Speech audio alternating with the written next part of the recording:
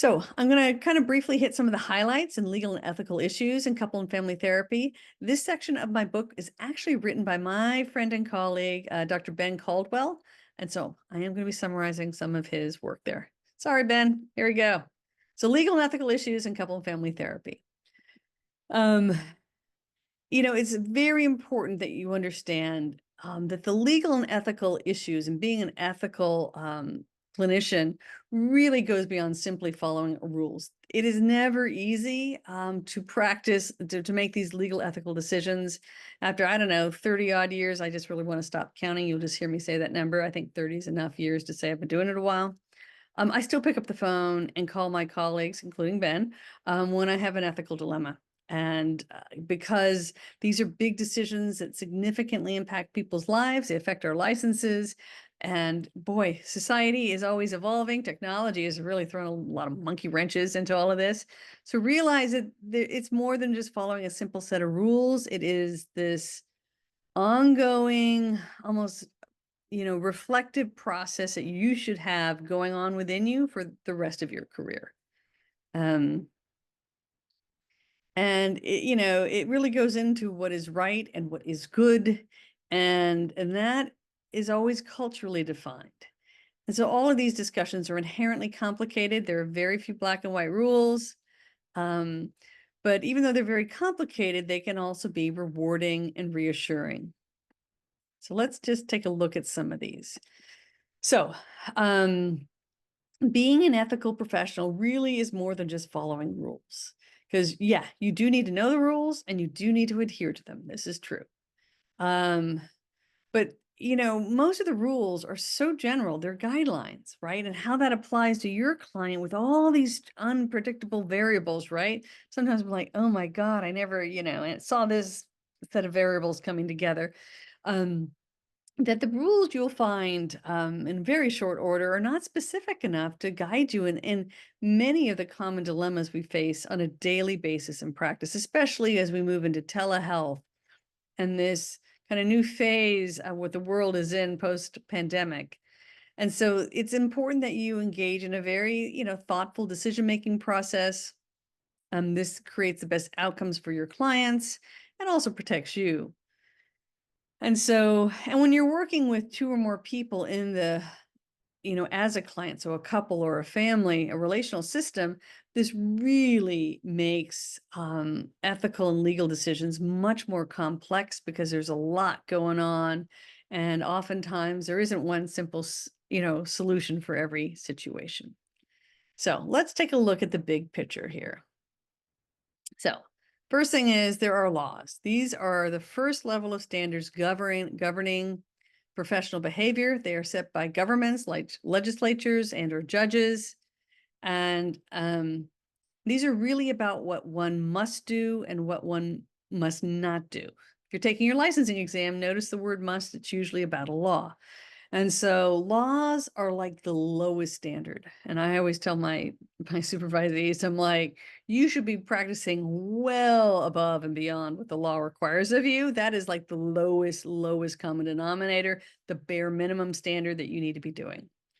And the laws do hold more power than ethics codes because there you can go to jail by breaking the law.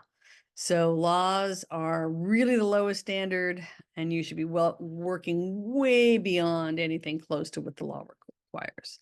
Then we have ethics, and ethics is much broader. It's a second level of standards, and it is and it's more detailed than laws, and it goes into a lot more areas. However, they are not specific enough to give you perfect guidance on every situation at all times.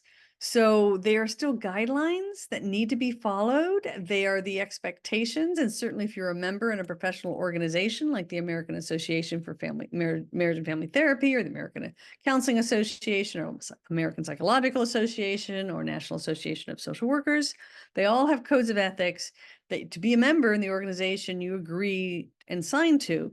But also if you're a licensed person or someone working towards licensure, you are also expected, and the licensing boards will generally hold you to these codes of ethics, whether or not you're members of the organization. So So we have laws that are very specific. It is more limited. They are must do or must not do. They're very, very, but it's a much smaller scope and they're a bit clearer. And then you have these broader ethical guidelines that apply to many more situations, but they are not as specific. And so they do require ethical decision making to help guide your practice. And then finally, the third component here are just standards governing professional behavior. So what most people at the same professional level do. So when I talked about the bare minimum standard of being an evidence-informed practitioner or an evidence-based practitioner, that is a new standard of professional care, standard of care, and that has really shifted during my career. And so this does, evolve over time, but being able to explain the research for your interventions and how they are the right fit for your client's problems is a new standard of care in our profession. And so failing to live up to these standards of care is considered inadequate professional behavior. And again, there can be legal consequences for this. So even in elements where there's no legal or ethical standard, if it's just standard practice, standard care, what most professionals are doing, and it's maybe not in a code of ethics or maybe not be in a state law or federal law, there is still this standard of care that you are expected to adhere to, and you are obligated to follow it, and you can be, have repercussions for not doing so. Okay. So looking at some more specific legal and ethical concerns in couple and family work, and there are a lot. There are a lot more in the book than there are on this presentation. Their most difficult challenge is often just identifying who you were treating. Are you doing, is the couple your primary client? Is the family your client? Is the individual your client? And so this is really important because this affects how you do documentation. It affects how you handle your informed consent. It affects how you conceptualize treatment. And so it sounds silly, like who's the client? That's an important ethical decision to make. And so you need to be thinking, for example, when a child has experienced trauma, and let's say there's some family members involved, right? Who is the client? Is it the individual child? Is it the family? Because even if you're working with the individual child, there'll be times, like I said, where evidence-based treatment would indicate that there should also be family sessions. But you can have a family session where you're treating the family around the abuse, and you can have a family session where you have a child who's your primary client, and you're bringing the family into their treatment. Two different types of sessions, different ethical considerations for each of those scenarios. So those who specialize with couples and families typically will see themselves treating the entire system as a unit, and they will be thinking systemically. And even I would argue, if you work primarily with individuals, it's almost more important to think systemically, think about what the other half of the, if your client's got, a partner or family members that they're talking about, that you need to be conceptualizing systemically, even when you work with individuals, or the chances of injuring that relationship are extremely high. And so, when you are working with individuals, couples, your family, being aware now that you are listening to this and probably into some kind of family therapy theory course somewhere, if you're gotten this far into the lecture, let's be real. But thinking systemically is very important. And I think very ethically important, because I think I know many, many clients who've worked with mental health professionals who, with the best of intentions, did a lot of damage to a couple or family relationship because they weren't thinking systemically when working with an individual. So this is a very important ethical consideration, I think, for all mental health clinicians. So documentation with couples and families gets really fun fast. Typically, we do use a single file for the entire system. And if you end up working with an individual, you have an individual file for them. Hopefully you don't have to do that too often. So in this case, if the file records are requested to be sent somewhere, you need a signature from everyone who's able to release records, would need to sign for it. This is how it works in most states. However, there is an opportunity. Some people do separate files for each member of this, the couple or the family. And so this would mean each person keeps a separate and distinct file. In which case, there's this individual consent to just their records and not the other person's records. But they can't request the records for the other person, other family members' files. I guess unless they're parents, so that would be the only possibility there. But certainly documentation with couples and families gets complicated quick. Confidentiality, also more complicated with couples and families. So as you can imagine, so you need to be considering having a policy around secrets when you work with couples and families, which generally you don't with individuals. There are two basic secrets schools of thought. The first is what they call a no secrets policy, which is I don't hold secrets between the two of you. If the couple is my system, for example, I will tell them when I do the verbal informed consent before we even start treatment that, I see my client as a couple. And so if either one of you kind of pick up the phone or, say something to me before or after session saying, don't tell my partner, but I really think the problem is ... I'm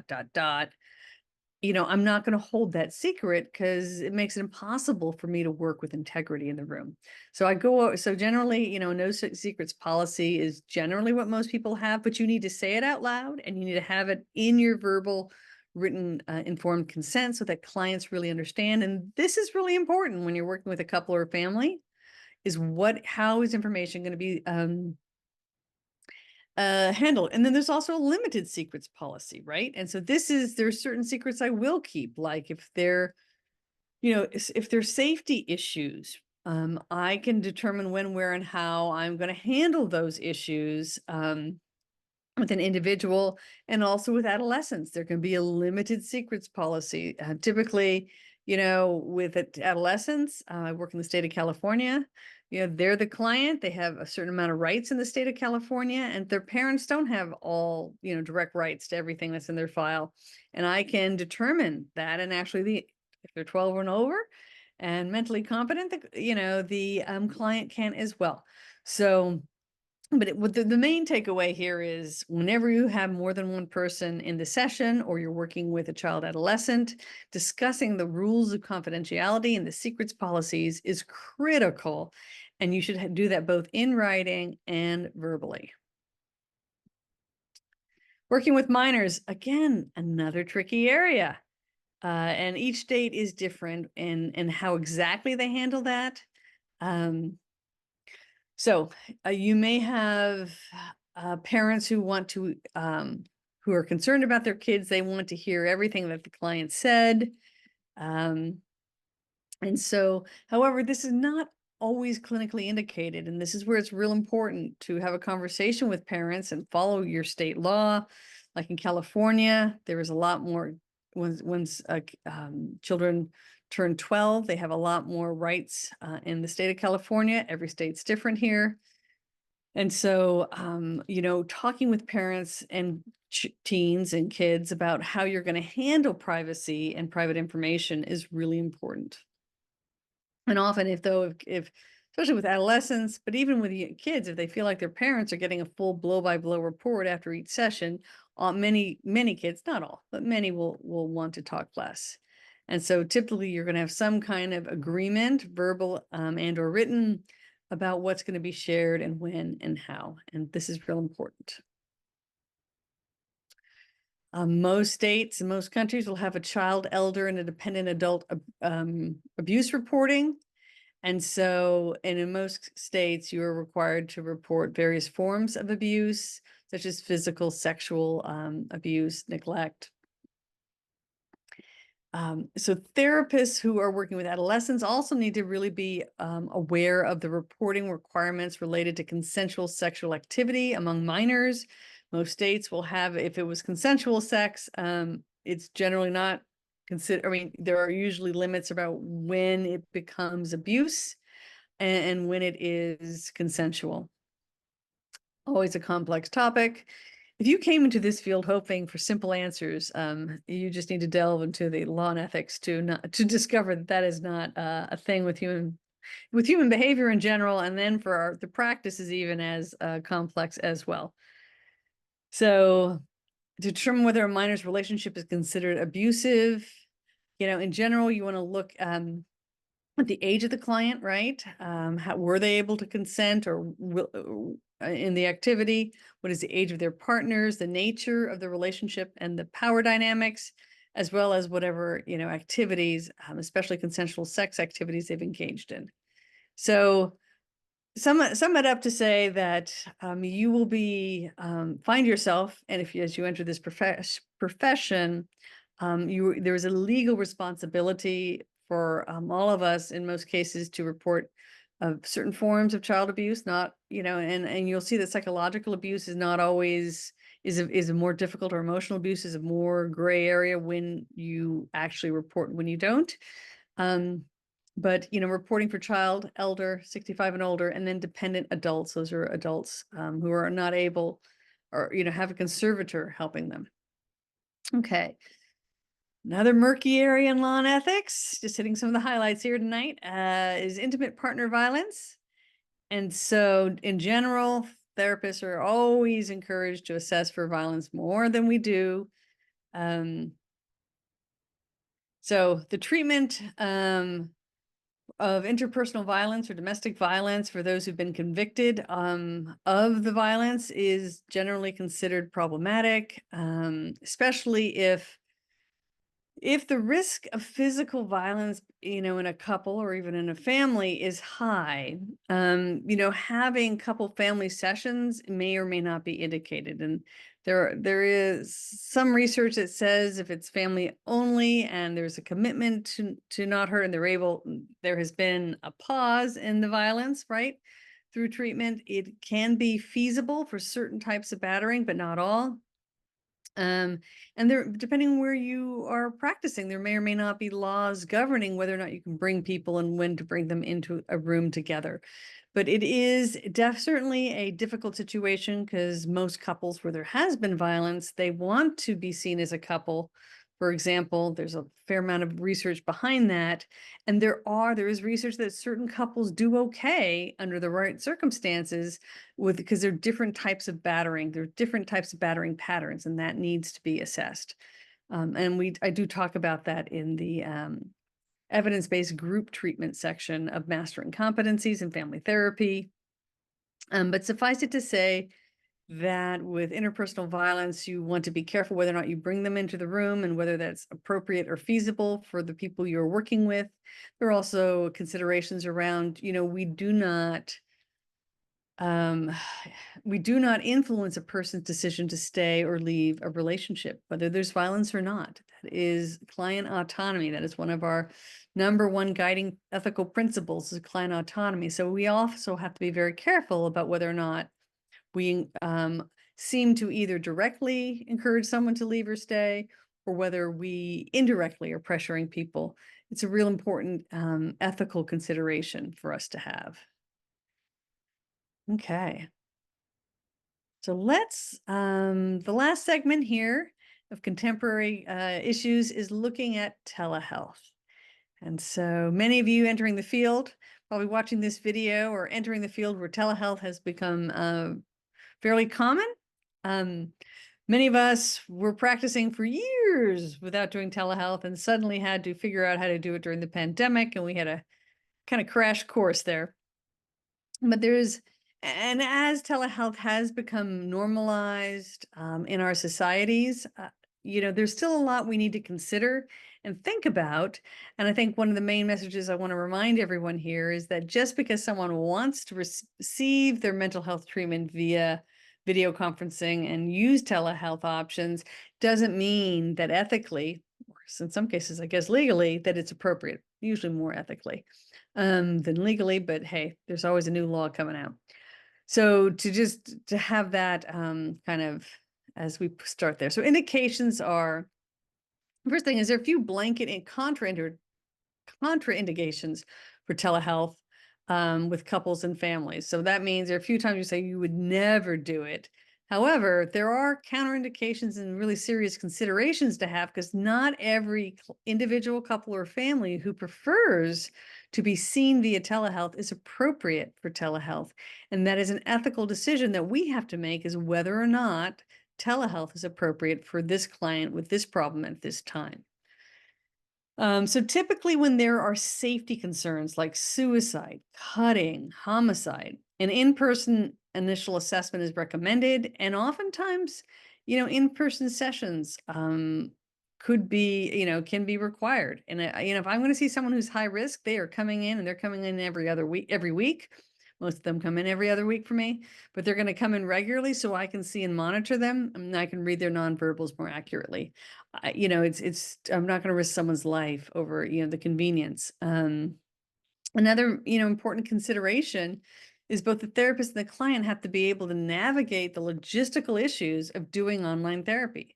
So that's being able to, find the Zoom link and click it and make it work, or whatever link you give them, right? And some people are using video conferencing links through secure portals that have all these logins that can be too complex for certain, like for seniors, many of them, they really struggle with a login to a HIPAA compliant video system that's too complex, which many of the, electronic health records that also have the video teleconferencing can be complex for some people.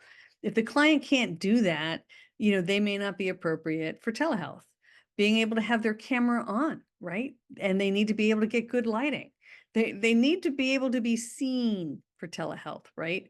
So that is a really important consideration. Some of my students would bring to me situations where they have a teenage client who doesn't want to turn on their camera, or if they do turn on their camera, they're showing the chin, right? Or the lighting is so dark you can't see their face, and they're severely depressed. If you can't turn on your camera when you're severely depressed, the therapist can't assess your level of safety, and that may mean that you are not appropriate for telehealth. And so that's something that really needs to be is an ethical decision, whether you keep seeing someone who has technological or emotional reasons where they don't allow their face to be seen, so you can't read their nonverbal communication. The little that you get on the little tiny bit of nonverbal you get, you can't read.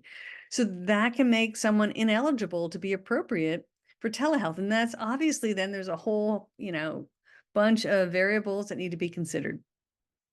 And being able to have privacy, right? So if they're complaining about their parent or their partner and their parent and partner are in the house and they keep walking into the room, even though the client doesn't want to drive, or maybe the parent doesn't want to drive the client to see you, but it still may not be appropriate for them to be doing therapy there because of the, the repercussions. If if someone walks in on this session or overhears a session through the door, and creates relational problems for them, for the client. So it's our job to be thinking about all this, and that, we can't just have clients wave away, it doesn't matter to me if my partner or my mother or whoever hears.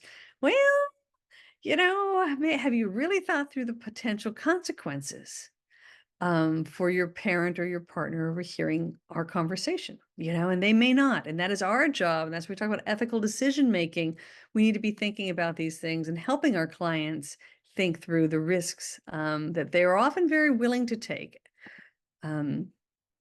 We'll talk a bit more about this, but often high conflict couples and families are not appropriate for telehealth, even if they prefer it. And I did have one situation where I couldn't stabilize. There was a period where I could not stabilize a high conflict couple who had been seeing for a long time online. And I made them come to my office, and eventually I had to refer them out because it was a long drive for them. We had started seeing each other during the pandemic, and I'm in California. There's some long drives here just with traffic. And so, I referred them out because I said, I cannot keep you safe because I couldn't do enough, managing of the escalation in session. And so even with someone who might be appropriate for a while for telehealth may not always be appropriate for telehealth. And so it's important to understand that telehealth is a privilege, not a right, and that it has to be the right modality for the client. It cannot be introducing extra risk factors into keeping our clients safe and rendering effective care. So confidentiality is huge. All of our video software has to be HIPAA compliant. So even during the pandemic, this HIPAA requirement was relaxed for about 2 years, as I recall. that is no longer the case. So now you cannot use something like FaceTime that is not HIPAA compliant. You can't just use regular Zoom. You have to use the HIPAA compliant, what they call healthcare Zoom, that has that HIPAA compliant encryption in order to do therapy online. So it's important that therapists talk with clients about having the conversations overheard by others, whether it's a roommate or someone in the family. And like I said, a lot of clients are really quick to just, oh, it doesn't matter if anyone overhears. I think, if you live on if you're in a social media, you've had people listen in a lot of, share a lot of privacy. But this is different. This isn't having people hear your psychotherapy conversation with your therapist it can be more problematic than whatever they're posting on their social media, and to have a conversation about how sensitive these conversations can be, how sensitive the information is, and the importance of keeping it private, because you don't always know at the start of the session where the conversation is going to go. And so part of our job is to be just attuned to who might be overhearing the conversation, and to help our clients protect themselves, even if they don't think it's that important. Safety is probably the biggest problem with telehealth.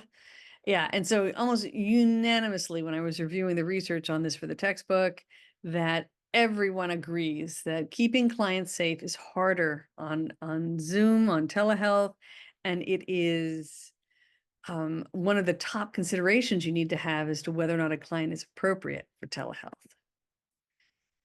So anyone with potential safety issues should be assessed in the office. When I do I do a 5-10 minute phone intake session, it's one of the questions I ask, is there any self-harm or thoughts of suicide or harm to others, so that I know whether or not I'm even going to do the intake online, if that has been the request. I do try to have all my clients come in person, at least for the first session, so I can build relationships much easier in person than it is on Zoom, but it also gives you a lot more assessment information. So you want to talk about whatever protocols might be necessary when working remotely. If there is a crisis during session, between sessions, how is that going to be handled? If you have someone who cuts and you're only doing a Zoom session, right? Talking about how are you going to monitor and know that they have stopped cutting, right? To have these conversations very directly with clients. Now, with couples and families, of course, it gets even more complex in terms of managing safety. So there is always in every couple family session the potential for violence due to what was talked about in a couple family session. Now, when they come to your office, at least there's a half-hour drive or whatever to get home and to cool off. But if you have a heated session, a couple family session that's on telehealth, they have just, clicked end session, and there is no public cool down period like getting in a car and driving home. And so immediately they are hot and they're in a private space because we made them be in a private space so we can have confidentiality. So one or both are very upset, and they're in a very private, HIPAA compliant setting where no one can overhear what they're doing. It raises the potential for violence much more than when they are seen and they have that half-hour drive home where they're in public and they're driving, commuting, sometimes in different cars. It's certainly a safer situation than when you're doing telehealth. So one of the recommendations is that if you are going to do couples therapy via telehealth, that you should at least have one session with each individual early in treatment, typically the second session, to just check in about the history of violence, one-on-one with each partner, to just get a sense of what the risk is for this particular couple. Because if there has been violence, they often don't admit it when they're together out of fear of more violence. So this is an important thing to have one-on-one, that conversation, if you're going to be doing telehealth with couples and families as well. Serving low-income and diverse families, this telehealth is a mixed bag. There is certainly evidence that talks about how online services can help reduce financial and practical barriers to getting to treatment. So the common example is the parents no longer have to take off, an extra hour for travel time to get to and from the office. They don't have to pay for parking, or if they were taking, a subway, to pay for a subway or a taxi or an Uber to get there. So they often get an hour back of personal and or work time. And so that could increase their pay and or reduce their stress level. And so and it can just cost less to get to see you.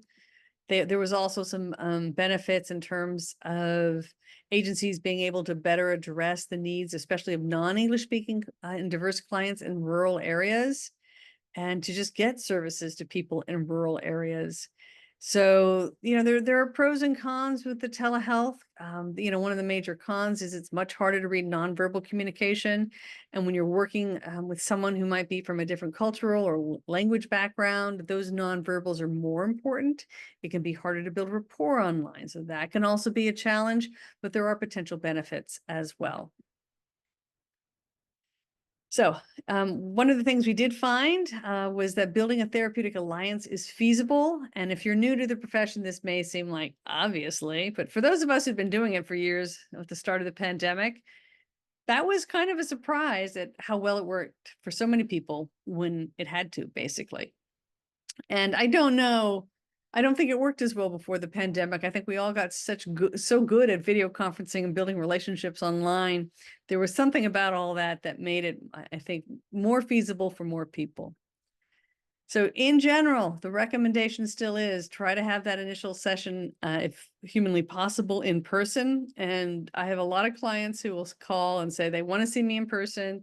They come for 2 or 3 weeks, their schedule gets busy, and then they're like, yeah, the telehealth is going to be just fine. What was interesting in some of the research studies that some clients actually said they were more comfortable and emotionally safe online because they were doing therapy at home and home felt safe to them. So if home feels safe, they were also said they were less stressed because they didn't have to drive, find parking, navigate the building to get to a session. But that's not true for everyone. And some people still really prefer in person. And the further we get away from the pandemic times, the more requests I have for in person. After the pandemic, though, for God, it's again 5 years, right? Since the start, 4.5 years, I guess, since the start, we're in our 5th year. That for most of these last 4 years, I've been 90% online, even though I work in most of my clients are fairly close to me. They still prefer the convenience of telehealth, but I am seeing definitely an uptick in people who want to start coming back in person. So time will tell, and just who your audience is affects that as well.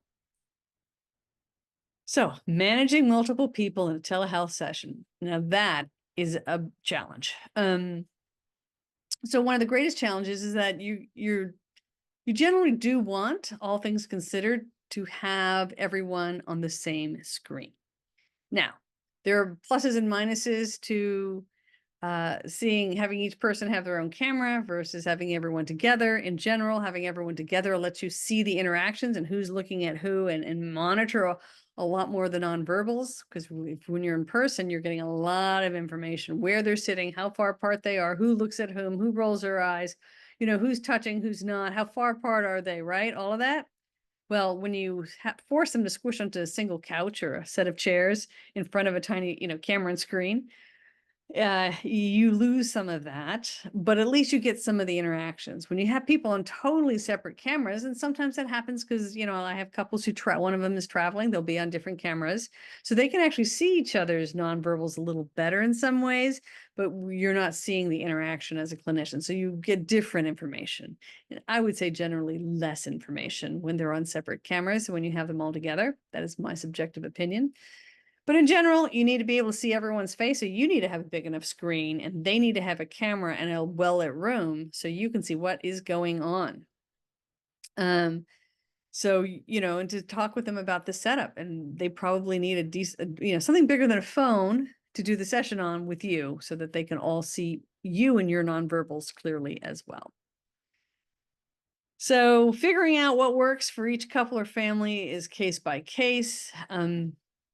And how to set up the room and the seating, because I do some, enactments where I want people to turn and talk to each other. And so we need to have the right chairs and set up for that as well. So, but knowing getting a couple or family online is not a one size fit all, and you need to really look at what interventions you're using, who they are, what their setup is. But the most important thing is managing conflict with couples and families because it can escalate more quickly.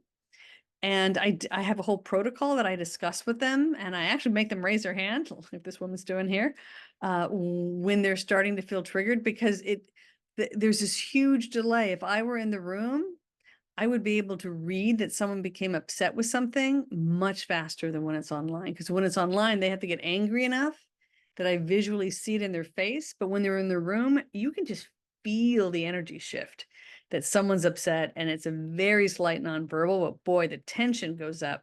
And I tell my clients, I don't feel that online. By the time I can see it in your face on telehealth, you've maybe escalated 5-10 seconds more than in person, but you are really much more escalated than when I would normally intervene. So I ask my clients to raise their hands. It actually ends up being a beautiful intervention for them because they learn to self-regulate better without me, because they're learning this is when I'm, getting in trouble here. And so I've had some couples do some beautiful work between sessions using the hand raising and signaling that there's tension there, and being able to de-escalate better because they're intervening sooner. But it is very different de-escalating couples and families online than it is in person. And they have to be more willing. It's much easier to de-escalate tension in person. Online, it can be very challenging, and they can ignore you more easily. And I have a harder time getting them to stop and let me speak when we are on telehealth, especially if we've got any lag going on in technology. It's tough. So again, considerations with couple family conflict: discuss early in treatment how you're going to handle when things escalate. You can have whatever protocol you want to use. So unanimously, therapists who did couple family therapy online said you have to intervene sooner and more directly in online sessions than you need to in person. So you need to be on it. You do not let the conversation escalate, or the argument escalate online. I don't think you should let that happen in person, but you need to jump in there much faster online. You can also have people leave the screen, turn off their camera, leave the session due to the conflict. It's a lot easier. People are more apt to do that than in person. And it's really important that the therapist is proactive to ensure everybody's safety. And so it's going to be similar to what you would do in a in-person volatile session, but you're just going to have to do it all much more quickly. It may feel like you're jumping the gun if you're used to letting conflict play out a little bit, which I try not to do. But it can be difficult to stop it, but you're going to have to be a lot more on it. And it may feel kind of rude because you do jump in there and you get very directive to de-escalate online more than you need to in person.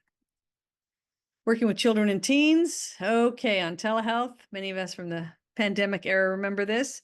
So it is considered feasible and effective, but it is not effective for all kids, right? Children under 10 are generally the most difficult to engage, and I don't want to see kids under 10 via telehealth. It's a lot more difficult to keep them engaged, especially if you're going to try to do a 45-50-minute session without a parent there. And if they have symptoms that involve inattention, hyperactivity, they're not super motivated to sit through this session. It is possible, though, to engage kids with online activities, to do some kind of versions of sand tray or play therapy, or, therapeutic games online. You can do it, certainly. And I think with kids under 10, often having the parent there or nearby is important, but it is a lot more difficult than doing it in person. So, however, a lot of therapists are saying being able to see the symptom behavior, especially if it's inattention, hyperactivity in the home environment, watching how the parents are responding, seeing what the environment even looks like, can also be very helpful and different than the therapeutic one. And then also teenagers, certainly with teens, it's more feasible, more effective because they need fewer play interventions, let's say. But again, they need to be motivated. They need to be talking. They need to be engaged. They need to have their cameras on. And it's possible that the telehealth doesn't work for some teens. And I certainly have seen that happen as well. So to keep that in mind when you're working with adolescents, just because the parent wants to do it so they don't have to drive them to session, if the teen is not engaging online, it may not be the proper medium for them.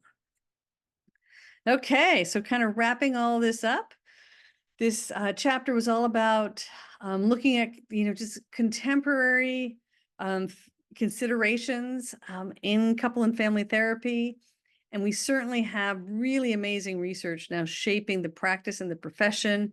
And there is a standard of care, to get into our law and ethics, where we are expected to be able to intelligently discuss the evidence base of our field, specifically the therapeutic approaches we are using, as well as just research around a given problem or a population that our client, that is representative of our clients. And so as you go through my textbooks, all of my textbooks for counseling and family therapy, you'll see that every section has a summary of the research for a given theory or approach. And so it's important, don't just skip over that section. That's important for you to understand and know. Talked about law and ethics as the cornerstone of our profession. We are here to do no harm and to try to do maximum benefit. But this is no simple, easy task. There's no simple checklist I can give you. This is constantly evolving and changing what the standard of practice is. And this is something I hope over your entire career that you are continually reflecting and growing and becoming more and more sensitive and aware of the kind of numerous legal ethical issues that we're challenged with on a daily basis in this practice. And then finally, as we talked about here, doing telehealth, whether working with individuals, couples, and families, it's very similar to in-person, but there are a lot of real important differences that you need to consider to be successful in working with your clients via telehealth. So I hope you enjoyed this presentation. I hope it gave you some, just put some reality, some examples, some life into what can seem like intimidating topics in the field. But, this is very much part of what we do. It's a beautiful part, an important part of what we do. And hopefully you're feeling a little more confident in addressing these issues. So for those of you who are listening to this live, feel free to put a question in the chat or the Q&A. Because hopefully, though, you are feeling that you have a good sense of a good overview of research, law and ethics, and telehealth in the field. And I am not seeing any questions come in. So I will wish you all the best. I wish you a great evening.